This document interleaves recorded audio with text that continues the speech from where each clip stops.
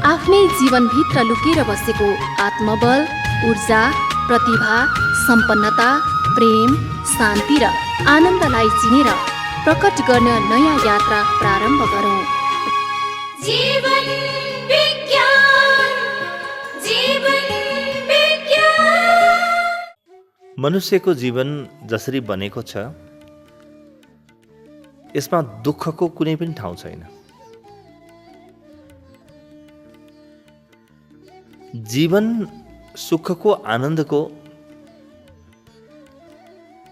एउटा वृत्त हो र हामी यो पृथ्वीमा दुःख पाउन, सङ्घर्ष गर्न, साना साना कुराहरूको पछाडि मरिमेट्न आएकै होइनौँ। पुरै समग्र जीवनको ढाँचा, पुरै ब्रह्माण्डको ढाँचा दुःखको लागि बनेको होइन। धेरैलाई लाग्छ कि पृथ्वी एउटा नर्क जस्तै ग्रह हो। यो व्यक्तिको निजी अनुभव हुन सक्छ, तर यो ब्रह्माण्डको कहीँ पनि कुनै पनि कुनामा, कुनै पनि इरादामा, नियतमा दुःख लुकेको छैन। दुःख मनुष्य जीवनको निजी सृजना हो। त्यसकारणले त प्रत्येक व्यक्तिको दुःखको परिभाषा भिन्न भिन्न छ। तपाईँले जुन कुरालाई दुःख मान्नुहुन्छ अर्को व्यक्तिका लागि त्यही कुरा सुख हुन सक्छ र तेस्रो व्यक्तिका लागि त्यो महादुःख हुन सक्छ, दुःख मात्रै होइन। तपाईँलाई जुन लुगा मन पर्दैन, जुन लुगाले तपाईँ खुसी हुनुहुन्न, दुःख अनुभव गर्नुहुन्छ, त्यही लुगाले अर्को व्यक्तिले सुख अनुभव गर्न सक्छ, खुसी अनुभव गर्न सक्छ र अर्को व्यक्तिका लागि त त्यो बिल्कुल नरक पनि हुन सक्छ। बाबा यस्तो लुगा पनि लगाउँछन् कसैले। प्रत्येक व्यक्तिको निजी रोजाइ हो। त्यसकारणले ब्रह्माण्डमा कहीँ पनि दुःख छैन, मनुष्यको मनमा, मनुष्यको चिन्तनमा र मनुष्यको सोचमा बाहेक। त्यसकारणले दुःख अनिवार्य होइन। भन्छौँ नि कि दुःख गर्नै पर्छ, दुःख नगरिकन कसरी हुन्छ। जो व्यक्तिलाई मेहनत गर्ने बानी छैन उसले मेहनतलाई पनि दुःख भन्न सक्छ, त्यो उसको परिभाषा हो। तर दुःख जीवनको अनिवार्य अङ्ग होइन। त्यसै गरी दुःख आवश्यक पनि छैन मनुष्यलाई। हामीलाई लाग्छ कि दुःखले मान्छे चेत्छ, दुःखले मान्छे नचेत्न पनि सक्छ, किनभने उसको आफ्नो निजी अनुभव हो। त्यही दुःखलाई नै उसले महान बनाएर बसिरहेको हुनसक्छ, त्यही दुःखलाई नै उसले सुख मानेर बसिरहेको हुनसक्छ। त्यसकारणले मनुष्य जीवनको मूल ढाँचा के हो त्यो बाटो हिँडौँ। जब दुःख अनिवार्य छैन र दुःख आवश्यक पनि होइन भनेर हामीले बुझ्यौँ, त के चाहिँ आवश्यक हो, के अनिवार्य हो, त्यतातिर ध्यान दिउँ। किनभने सही कामतिर ध्यान दियो भने गलत काम जीवनबाट आफै छुट्छन्। जीवनमा आनन्दको निर्माण कसरी हुन्छ त्यतातिर ध्यान दियो भने दुःखका काला बादलहरू आफै हटाएर जानेछन्। किनभने मेरो ध्यान नै भोजन हो। म जुन विषयमा ध्यान दिन्छु त्यही विषय मेरो लागि ठुलो भएर आउँछ। दुःखमा ध्यान दिएँ भने दुःख ठुलो हुन्छ, सानो सुखमा पनि मैले ध्यान दिएँ भने सुख ठुलो हुन्छ, त्यही सुख ठुलो हुन्छ। मनुष्य जीवनको मूल संरचना के को लागि हो त? मनुष्य मात्रै होइन, सम्पूर्ण ब्रह्माण्ड आनन्दका लागि बनेको छ। र प्रत्येक व्यक्तिको चेतना आनन्दको लागि निर्मित छ। जब जुन विषय आफूभित्र छ र जुन विषय नपाइ नहुने हो त्यो विषयको अनुभव भएन भने बल्ल व्यक्तिले दुःखको अनुभव गर्ने हो। त्यसकारणले आनन्द खोज्न नसक्ने व्यक्तिहरूका लागि मात्रै दुःखको क्षेत्र छ। जसले आनन्द खोज्न जान्यो उसका लागि दुःखको क्षेत्र अनिवार्य छैन। जसले जानेन उसका लागि मात्रै दुःख अनिवार्य हो। किनभने जीवनको ढाँचा, जीवनको प्रयोजन आनन्द हो, सुख हो, दुःख होइन। त यो आनन्दलाई निर्माण कसरी गर्ने त? आफ्नो कल्पनाको शक्तिलाई हेर्नुहोस्। मनुष्यको सबैभन्दा ठुलो सम्पत्ति उसको कल्पनाको शक्ति हो। र तपाईँले गलत कुराको कल्पना गर्नुभयो भने, मलाई यस्तो हुन्छ भनेर नराम्रो कुराको कल्पना गर्नुभयो भने के हो? त्यसले तपाईँलाई दुःख दिन्छ। नराम्रो कल्पनाले दुःख दिन्छ। र केले सुख दिन्छ? सकारात्मक कल्पनाले सुख दिन्छ। तपाईँको आफ्नो कल्पनाको क्षमता हो। तपाईँले आफ्नो जीवनको जस्तो कल्पना गर्दै हुनुहुन्छ त्यसैमा तपाईँको जीवनमा दुःख आउने कि सुख आउने निर्भर गर्छ। यदि नकारात्मक कल्पना गर्दै हुनुहुन्छ भने दुःख अनिवार्य आउनेछ, बच्नै सकिँदैन। किनभने दुःख कसैले पनि दिँदैन, आफैले कमाउने हो। सुख पनि कसैले दिँदैन, आफैले कमाउने हो। यदि सकारात्मक कल्पना गर्दै हुनुहुन्छ भने तपाईँलाई सुखबाट बचाउन सक्ने क्षमता पनि कसैको हुँदैन। त नकारात्मक सोच वा नेगेटिभ थिङ्किङ के हो? नकारात्मक कल्पनालाई नै नकारात्मक सोच भनिन्छ। गहिरोसँग हेर्नुहोस् त। र सकारात्मक कल्पनालाई सकारात्मक सोच भनिन्छ। तपाईँसँग विकल्प भयो। अब तपाईँको कल्पनाको क्षमता, तपाईँको कल्पनाको शक्ति, मलाई यो बिग्रिन्छ कि, मेरो जीवनमा यो नराम्रो आउँछ कि, मलाई दुःख पर्छ कि, मलाई तनाव हुन्छ कि, मैले भने जस्तो मिल्दैन कि भनेर आफ्नो इच्छाको विपरीतमा कल्पना शक्तिलाई लगायो भने नकारात्मक सोच जन्मिन्छ। र नकारात्मक सोचले दुःख अनिवार्य ल्याउँछ। त दुःख के रहेछ? कल्पना शक्तिको दुरुपयोग। इच्छा एउटा प्रकारको छ, म धनी बन्छु भन्ने इच्छा छ, तर म गरिब हुँला कि धन आर्जन गर्न नसकुला कि भन्ने सोच छ। रोजाइको विपरीत कल्पना भयो भने दुःख, वा इच्छाको विपरीत कल्पना भयो भने दुःख। यदि तपाईँको इच्छा नै म गरिब बन्छु भन्ने थियो, जस्तो कि सिद्धार्थ गौतमलाई म दरबार छोड्छु भन्ने इच्छा छ, त उनलाई जङ्गलले दुःख दिन सक्दैन। इच्छा नै जब कमको छ अथवा इच्छा नै जब नकारको छ, त्यागको इच्छा छ, तपाईँको जीवनमा त्यही आयो भने पनि तपाईँलाई त्यसले दुःख दिँदैन। त्यस कारणले दुःख के हो त? जे विषयको इच्छा छ त्यसको ठिक विपरीत कल्पना, त्यस्तो कल्पनालाई दुःख भनिन्छ।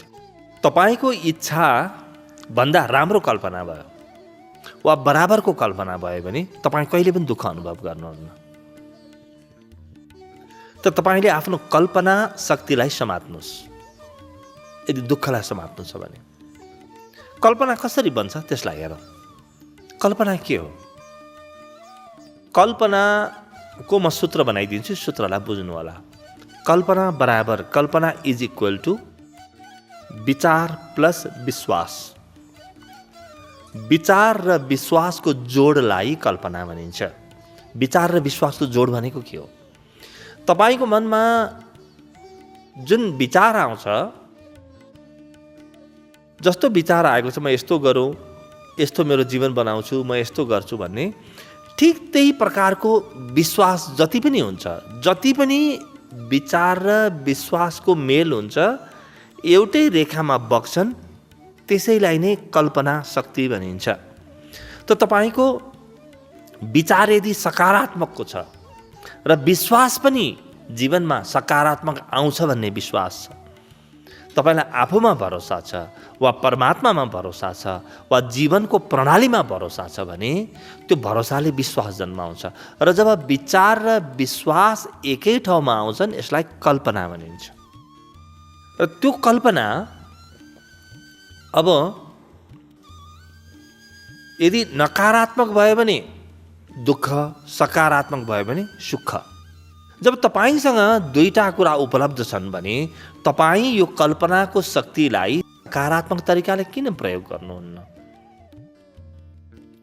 तपाईँले मेरो जीवनमा यति यति नराम्रा कुराहरू आउँछन् भन्ने विचार जन्माउनुको बदला म यस्तो यस्तो गर्छु, यति यति राम्रा कुराहरू मेरो जीवनमा आउँछन् भन्ने विचार किन जन्माउन सक्नुहुन्न? हेर्नुहोस् त, विचारको क्षमता तपाईँको निजी हो।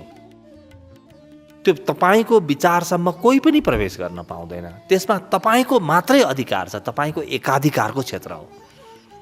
अहिले यस घडी तपाईँको मनमा सङ्कल्प जन्माउनुहोस् कि म विचारलाई आफ्नो अनुकूल बनाउँछु, मलाई जे चाहिन्छ त्यस्तो प्रकारको विचार बनाउँछु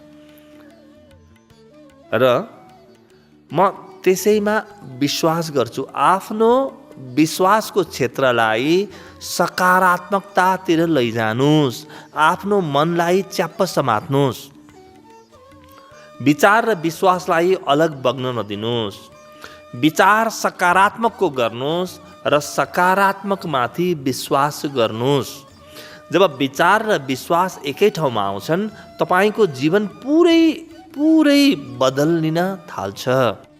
अब एक कदम अघि गएर हेरौँ के हुन्छ यसले। बाहिरको जीवनमा जति पनि कुरा देखा पर्छन् नि, हाम्रो जीवनमा चाहे हाम्रो स्वास्थ्य होस्, चाहे सम्पत्ति, चाहे सम्बन्धहरू हुन्, चाहे कर्म, चाहे मेरो मान प्रतिष्ठा, यो के देखा पर्छ बाहिर, कसरी देखा पर्छ, यसको एउटै तरिका छ देखा पर्ने। व्यक्तिभित्र जस्तो सोच जन्मियो बाहिर ठिक त्यस्तै कुरा देखा पर्ने हो। सोच बाहेक, विचार बाहेक अरू कुनै पनि कुरासँग निर्माणको क्षमता छैन। म भित्रको विचारले ठिक त्यस्तै प्रकारको परिणाम लिएर आइरहन्छ। विचार भन्दा भिन्न मेरो जीवन हुन सक्दैन। म भित्र एक प्रकारको विचार गर्ने, सकारात्मक विचार गरिराख्ने र जीवन चाहिँ नकारात्मक हुनै सक्दैन। किनभने बाहिरका भौतिक वस्तुहरू, परिस्थितिहरू, सम्बन्धहरू मेरो विचारलाई प्रतिनिधित्व गर्छन्। मेरो विचारका व्यक्त रूप हुन्, मेरो विचारका मूर्त रूप हुन्। यी सबै भित्र जे विचार चलिरहेको छ बाहिर जीवनमा ठिक त्यस्तै देखा पर्छ। ढिलो चाँडो विचारको तीव्रतामा भर पर्छ। त मेरो जीवन मैले आफैले आफ्ना विचारहरूबाट निर्माण गर्ने हो भने यी विचारलाई सकारात्मक र यी विचारलाई मेरो हितमा किन नबनाउने। जब म विचारलाई मेरो हितमा बनाउँछु परिस्थिति पनि मेरो हितमा आउन थाल्छ। किनभने विचारले नै परिस्थितिको निर्माण गर्ने हो।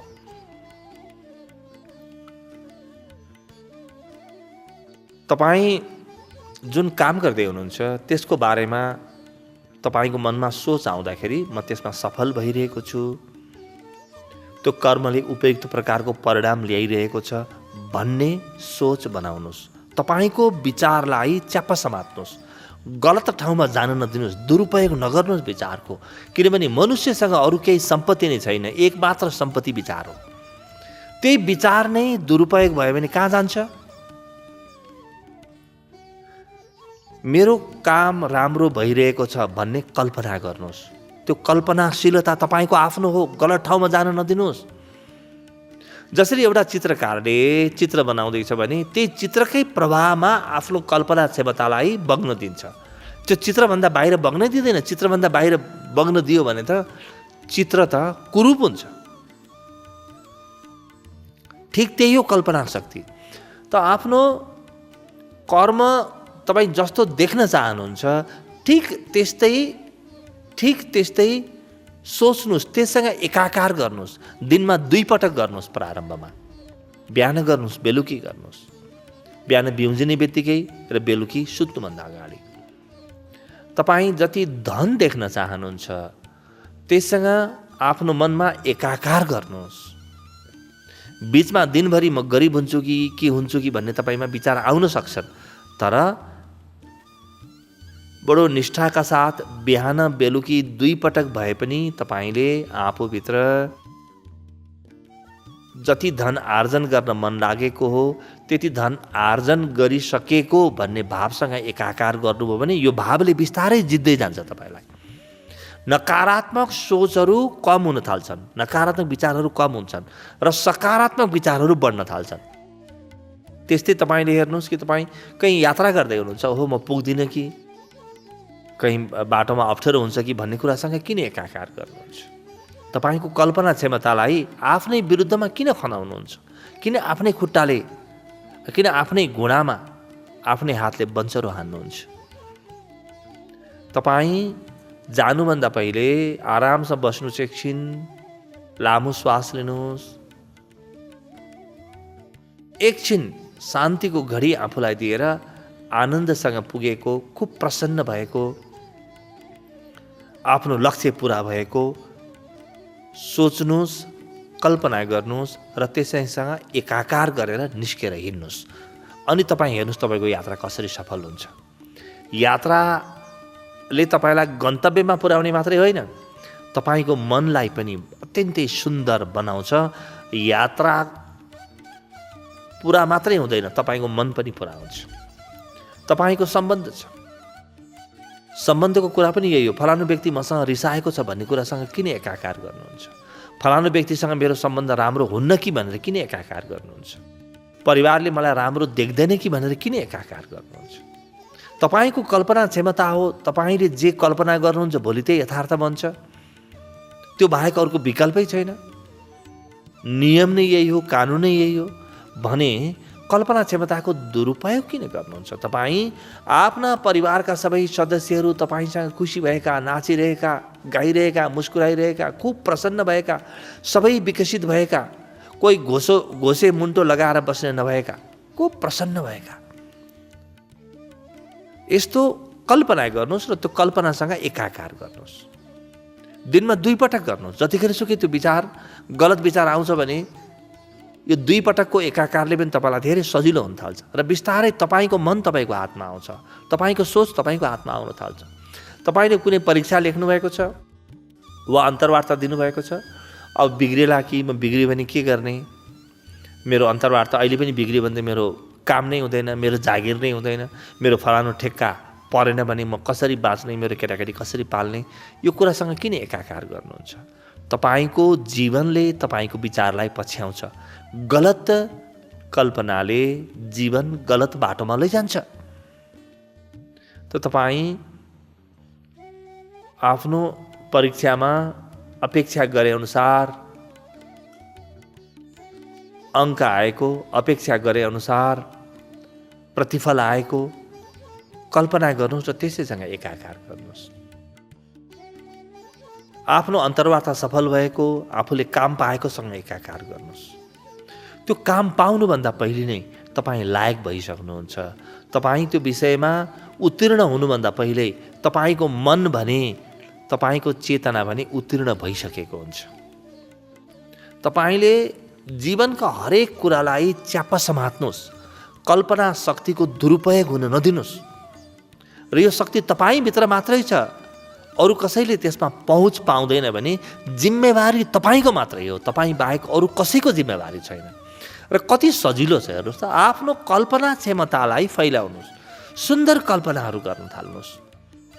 तपाईँले गलत कल्पना नै गर्नुभयो तर पनि सुन्दर कल्पना गर्नुभयो भने ती कल्पनाले परिणाम ल्याउँछन्। हजारौँ मेडिकल केसेसहरू पढ्न पाइन्छ जहाँ मान्छेलाई असाध्य रोग लागेको थियो, करिब अस्पतालले, चिकित्सकहरूले निको हुँदैन भनिसकेका थिए, तर मनमा एकदम सकारात्मक प्रकारका कल्पनाहरू त्यो व्यक्तिले प्रारम्भ गरिदियो। किनभने अब उपाय पनि त थिएन, केही पनि कसैले सल्लाह दिनुपर्ने जरुरी पनि थिएन। भित्रबाट अब म बाँच्दैछु जम्मा 2 महिना भने किन रोएर बाँच्नु, म हाँसेर बाँच्छु, अब मोज गरेर बाँच्छु। म खुब आफूलाई मन लागेको कुरा खान्छु, मन लागेको कुरा गर्छु, मन लागेको मान्छे भेट्छु, मन लागेको गीत लेख्छु, मन लागेको कविता गुनगुनाउँछु भन्ने जब व्यक्तिले सोध्छ, व्यक्तिको कल्पना शक्ति फरक भयो। जब कल्पना शक्तिमा रोग छैन, तपाईँको कल्पनामा रोग छैन भने शरीरमा रोग बस्न सक्दैन। जब तपाईँको कल्पनामा गरिबी छैन भने जीवनमा गरिबी आउन सक्दैन। त्यही कल्पनाको माध्यमबाट आउने हो।